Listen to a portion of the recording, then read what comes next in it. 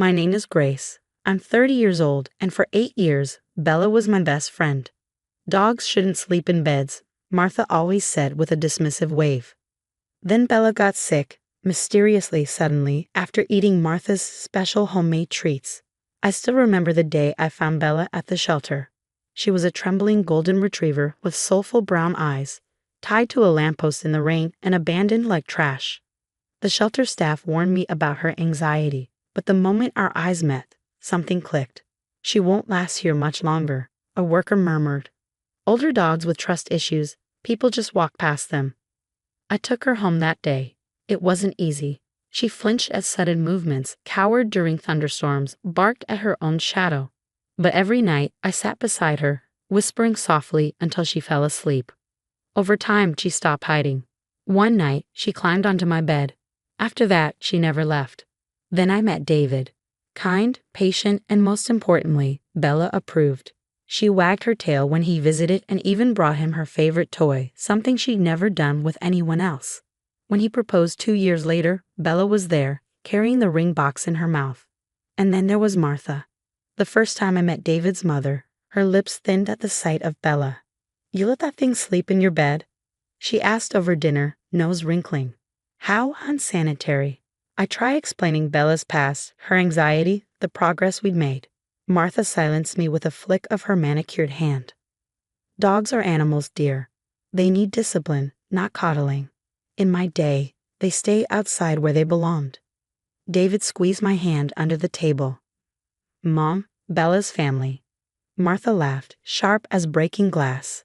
She's a dog, David. Grace is using this animal to compensate for something. 3 years of Sunday dinners followed, each one laced with subtle jabs. Still letting her sleep inside, I found this wonderful kennel facility. You know, proper training would fix that separation anxiety.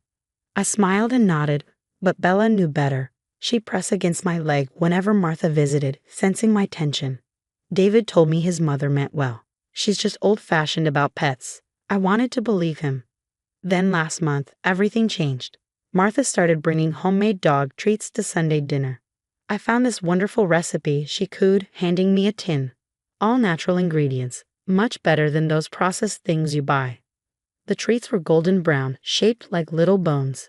Bella sniffed them, hesitant. Go on, Martha encouraged, voice honey-sweet.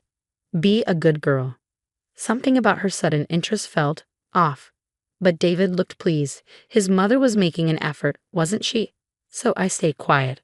At first, nothing seemed wrong. Bella ate them, Martha beamed. Then the lethargy started.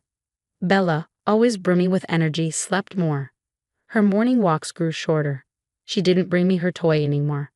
She's just getting older, David said when I voiced my concerns. But I knew my dog. Then came the vomiting. One morning, I found her hunched over in the kitchen, food untouched. When I reached out, she whimpered.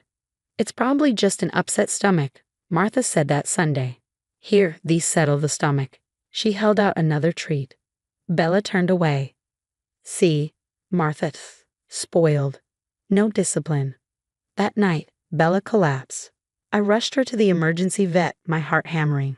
How long has she been like this? The vet asked, checking her gums. 2 weeks, I choked out. But tonight. Has she eaten anything unusual?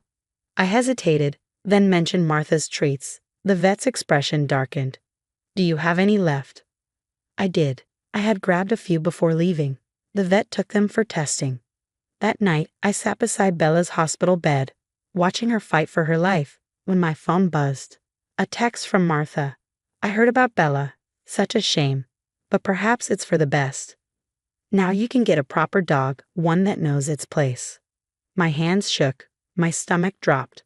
It all made sense now. Her sudden interest in Bella's diet, the way she insisted she eat those treats, the satisfaction in her eyes when Bella got sick. The test results confirmed it the next morning. The treats contained toxic levels of raisins and macadamia nuts, both lethal to dogs. These weren't an accident, the vet said quietly. Someone knew what they were doing. I clutched Bella's paw, tears streaming. My sweet, trusting girl, betrayed by someone who should have been family. I called David, barely able to get the words out. His response shattered my world. You can't be serious, he said, voice cold. Mom would never. Grace, you're being paranoid. Those treats were store-bought. She showed me the package. I sat in the sterile veterinary office, the test results crumpled in my trembling hands. The paper listed the toxic ingredients in cold clinical detail: concentrated grape extract, crushed macadamia nuts, traces of chocolate. But the vet's words were what kept echoing in my head. This was deliberate. David refused to believe it. You're letting your imagination run wild, he said over the phone, his voice tense. Mom's at the house now. She's upset that you'd even suggest such a thing. My blood ran cold. She's at the house. She's cleaning up Bella's things. David continued. She says we need to be practical. I hung up. And then I broke every speed limit getting home. Martha was in our bedroom when I arrived, stuffing Bella's bed into a garbage bag. Her face was the picture of practiced concern. Oh, Grace dear, she sighed. I thought I'd help tidy up. No need for painful reminders. Step away from Bella's things. My voice shook with rage. She's not dead. She's fighting for her life because of you. Martha's expression hardened. I have no idea what you're talking about. I bought those treats from PetSmart. Stop lying. I held up the test results, my hands shaking. Raisins, macadamia nuts. You knew exactly what you were doing. Grace. David appeared in the doorway, eyes flashing. That's enough. Mom's trying to help. Help? A bitter laugh escaped me. Like she helped Bella by poisoning her? Martha's eyes welled up with crocodile tears. David, honey, I think Grace is having some kind of breakdown. First these awful accusations, now this irrational behavior. The only irrational thing, I snapped, was trusting you around my dog. Our dog, David corrected sharply. And Mom would never. Actually, a new voice cut in. We turned. David's sister, Kate, stood in the hallway. She looked pale. Mom would, she said. Martha stiffened. Catherine, don't you dare. Kate's gaze darted to David. Remember my cat? Senior year? How she ran away right before I left for college. David frowned. Yeah, what about it? Martha moved toward Kate, voice low, warning. That's enough, Catherine. But Kate pressed on. She didn't run away, David. I found the vet bills. Mom had her put down while I was at school. She told me later it was mercy because Snowball was old. David's forehead creased. She was old though, wasn't she? Kate's voice cracked. She was 6, perfectly healthy. She swallowed hard. I never told you because Mom threatened to cut off my college funding if I did. The silence was deafening. David turned slowly toward his mother. Mom? Martha's mask shattered. Her tears dried up. Her face twisted in disdain. That cat was making you weak, she spat at Kate. Just like this dog is making Grace weak. Animals are meant to be pets, not, she waved a hand at me, substitute children. My stomach dropped. David inhaled sharply. We had been trying for a baby for 2 years. Struggling. Grieving. No one knew except for us. Martha knew. And she used it. Get out, David said, his voice like ice. David, sweetheart. Now. Martha gathered her designer purse, straightening with a sniff. The mask of superiority slid back into place. When you're ready to be reasonable, call me. She paused at the door, smiling sweetly. Oh, and Grace. I'd check those other treats in the kitchen if I were you. Wouldn't want any accidents. After she left, I tore through the pantry. I found 3 more bags of treats hidden behind the cereal boxes. The vet later confirmed they were all toxic. Kate stayed that night, telling us story after story. About the friendships Martha had sabotaged, the gaslighting, the quiet, insidious control. I should have spoken up sooner, she whispered. When I saw her bringing those treats, I knew. She exhaled shakily. I was scared. David sat in silence, staring at nothing, processing. Then he turned to me, his voice barely a whisper. I'm so sorry, he said. I should have believed you. His throat bobbed. Is Bella? My phone rang. I grabbed it with shaking hands. Mrs. Chen, your dog's condition has changed. You need to come right away. The drive to the emergency vet was a blur. David's knuckles were white against the steering wheel, his jaw clenched so tightly I thought it might shatter. I sat in the back seat, Kate beside me, her grip firm around my hand. The night air was thick, suffocating. The world outside rushed past in streaks of headlights and neon signs, but I barely saw any of it. "Please, Bella, hold on."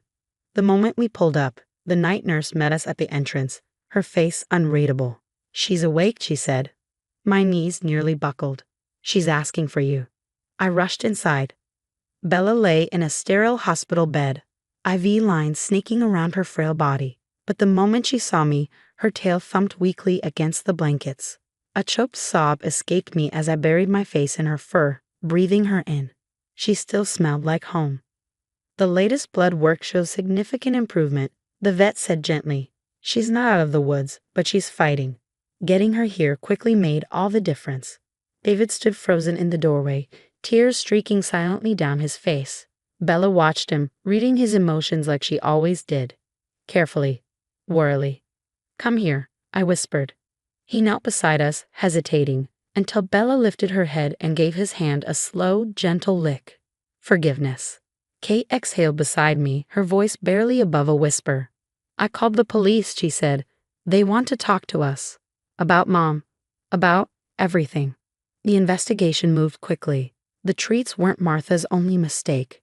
Detectives found receipts for the toxic ingredients on her credit card, browser searches for foods poisonous to dogs on her laptop, and then the videos. Martha had installed nanny cams in our house under the guise of helpfulness. What they captured was chilling. Footage of her placing the treats, watching as Bella ate them, meticulously documenting her declining health. She recorded everything, Detective Reynolds told us. His expression was grim. Your mother-in-law kept detailed notes about symptoms, timing doses. She was escalating. The court date was set within weeks. Martha's lawyer tried everything, mental health defenses, claims of temporary insanity, but the evidence was overwhelming. The judge watched the videos, read her notes, listened to testimony about Snowball, about the other pets she'd dealt with over the years. Martha sat in the courtroom, perfectly composed, playing the role of the misunderstood matriarch. "I only wanted to help," she insisted. Grace's attachment to that animal wasn't natural. Someone had to do something. The judge's voice was cold. "Mrs. Chin, your calculated cruelty toward an innocent animal, your manipulation of your own family, this court finds it deeply disturbing." He paused, letting the weight of his words sink in. "You are sentenced to 18 months in prison, followed by mandatory psychiatric treatment."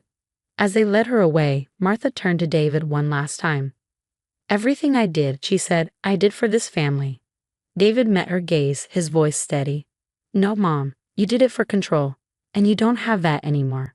Recovery took time, not just for Bella, but for all of us. David started therapy, unraveling years of quiet manipulation. Kate moved closer, rebuilding the family bond Martha had tried so hard to destroy. And Bella got stronger every day. The shelter where I found her years ago stepped in, helping with medical bills through their emergency fund. They even featured her story in their newsletter. Donations poured in, funding treatments for other pets in crisis. 6 months after the trial, I sat on the couch with Bella curled up beside me, her body warm and solid. That was when I felt it, a tiny fluttering movement in my belly. I stilled. My heart pounded.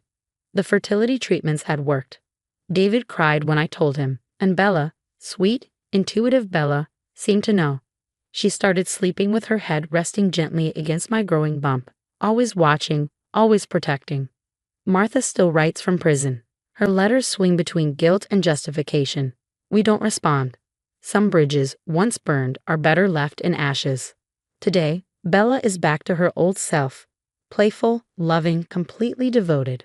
She watches over our newborn daughter, Lucy, with quiet vigilance. They sleep together in the nursery, Bella curled up beside the crib. Yes, on the bed. Because that's what family does. Kate visits every weekend, healing her own wounds through her bond with Bella. David has become an advocate for animal welfare, sharing our story to help others recognize the warning signs of abuse. Yesterday, I got a letter from the shelter. They've started a fund in Bella's name to help senior dogs with anxiety find loving homes. Your experience shows that every dog deserves a chance, the director wrote, and sometimes they end up saving us in return. Looking at Bella now, Curled up beside Lucy, I think about how close I came to losing her. How Martha's cruelty almost destroyed something beautiful. But love won. Love always wins. To anyone dealing with toxic family members, trust your instincts.